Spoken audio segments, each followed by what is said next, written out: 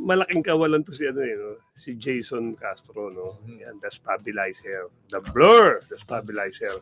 Nakita mo naman nung nakaraan bago siya magka-injury at his age, talagang yung ano niya, yung wisdom niya nagagamit niya. Hindi na siya tas may may glimpse ng kanyang mga blur eh. Although hindi talaga totally lahat nando sa loob. Pero makita mo kahit paano merong nailalabas. Pero the way he handles the team kung yung siya yung pag nagtitimon, alam niya kung kailan tatakbo, alam niya kung hindi. Tapos yung kanyang mga teammates na apat na nasa loob, kumbaga parang ano sa kanya, yung parang bilib na parang pag nadya si Jason Castro, okay, na ilalagay tayo sa magandang posisyon, okay, sa magandang area, no? Ngayon, wala si Jason Castro, okay, si Renan Batak ang maganda nito, kaso nag-injury naman ngayon, di ba? Si Rason, may mga pinasok nga, okay. Sana kung pinasok ito, pampalalim. Si Miano, si Almo Bosotos, kilala natin yan, yan. Tapos to si Brandon. Tapos si Heading kahit paano, yan. Si Heading okay yan, kapalit. Kaya lang kung injured din si Renan Batak, sayang ito kasi hatakin mo rin yung playing minutes ni Renan Batak sa mga ito eh. Sana ang nakita ko sana is healthy, then pinasok ito. Mas lalalim. Kasi Renan Batak is now playing a different level of basketball, di ba? Wala naman akong negative against dito mga nandun. Pero siyempre, iba yung may championship experience ka na, tumaas na rin yung level mo. Alam mo, pare, sa basketball, pare, iba yung mga tinatawag na pandiin eh.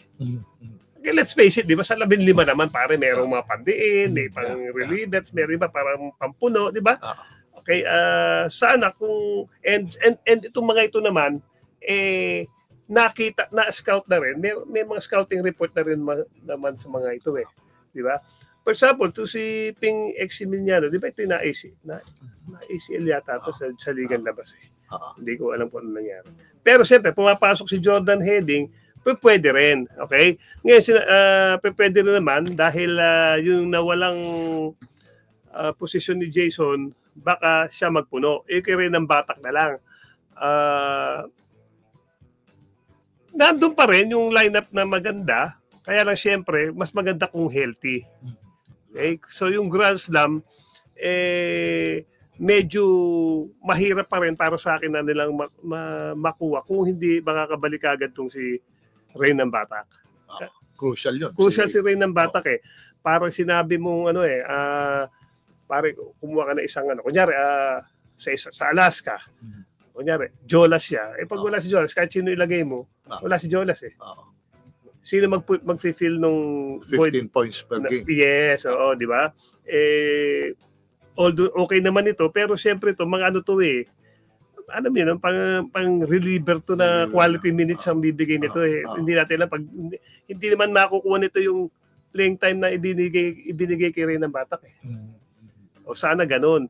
Diba? So ito sa tingin ko magbabago ng ng sistema si Coach Chotre sa pag kung sino ba ang talaga magiging go-to guy nila. And isa pa sa magiging problema dahil scouted na to, kung nandiyan siya rin ng Batak, ako yung kalaban, Optana, Renan Batak. Yan, di ba? Orin ba? Heading. Orin. Yan ba? Sino? Orin? Kim Orin o Inebre?